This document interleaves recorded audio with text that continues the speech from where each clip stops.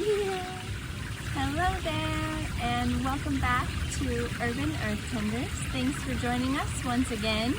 Today we are going to be talking about the benefits of native plants and doing a little mini series on answering the question, why plant native?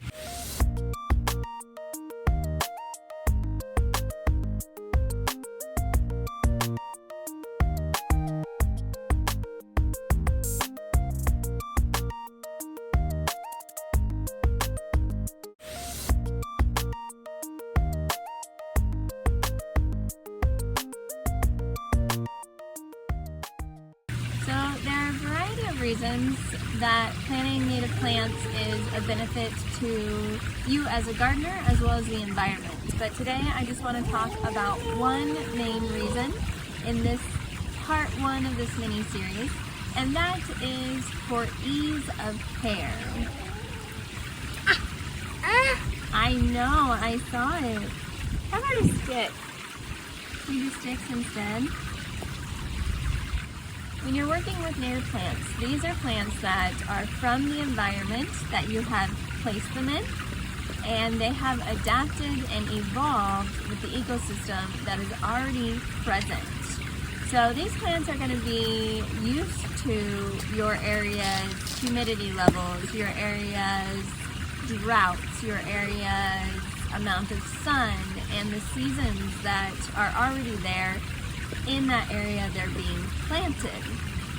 And this makes it to where they need less care. Most of the plants you go and you buy at big box stores, Lowe's, Home Depot, they're going to need a lot of watering, even through normal summer days. Whereas our native plants, if you have a dry summer and the plants are used to that environment, then they're really not going to need much watering during those dry times unless you go through an actual drought, and then they're going to need extra care. But it'll still be less care than the other plants that are not from the area. By this end of this video, my pond may be filled with rocks. While you still want to check out the conditions that are best for your native plants, I do find that native plants can be pushed to the boundaries a little bit. So you'll want to check to see if it's full sun, full shade, part shade, what kind of soil it needs. But oftentimes they can be pushed to the boundaries of whatever those limits are. So for example, I have a cardinal flower. It's not much to look at now since it's out of season, but that cardinal flower should be in shade and with moist soil, and I have it in my garden, and it is, ooh, that's not productive. You want to wear your hat? Distracted. I have it in my garden where it gets part shade and it also has drier soil. So those native plants can often be stretched to just the boundary, like a little bit past those boundary limits, which gives you a little more variety in what you can use them for and how well they will do. That's all there is. Here. You want a stick?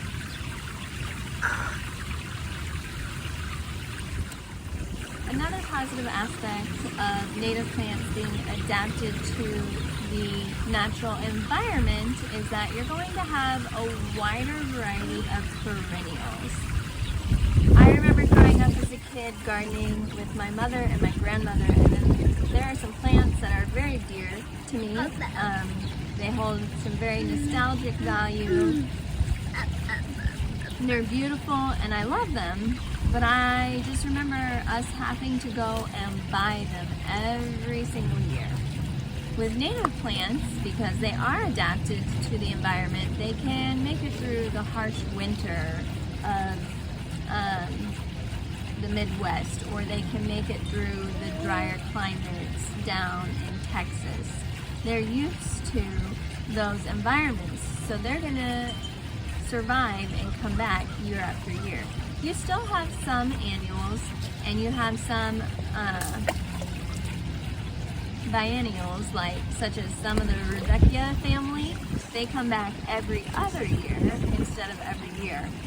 But a lot of your native plants are going to provide for a much wider variety in what you can purchase that will continue to grow year after year, returning without you having to do any planting or having to go out and do any more purchasing. Ah, that was a big one. Ah. So I find that to be a huge benefit of native plants as well. They're going to cut down on your watering. You don't need to go out and buy fertilizers at all. Because again, they're native, so they just don't need those extra nutrients. In fact, if you fertilize your native plants, they will often get way too tall and they will just flop over and they won't be quite what you're looking for if you're looking for a more landscaped or structured appeal. You definitely don't want to use fertilizers. Yeah, high five! So in the end, planting native plants is going to save you time, it's going to save you energy, it's going to save you money, it's going to save on water, it's going to save on resources, and then in some of our other videos we'll get deeper into the ecological benefits that they have as well. But I hope that you found this helpful as you're going through and you're planning your spring planting, whether it be a new garden or you're looking for nice additions to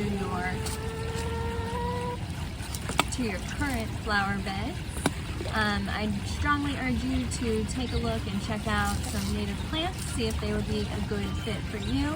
I'll put some links in the description below for resources on places you can purchase native plants, as well as some of my favorites that I have here in my flower bed as well. If you liked this video, please give it a thumbs up and don't forget to click that subscribe button on our channel. Until next time, thank you for tuning in to Urban Earth Tenders, and we will catch you later.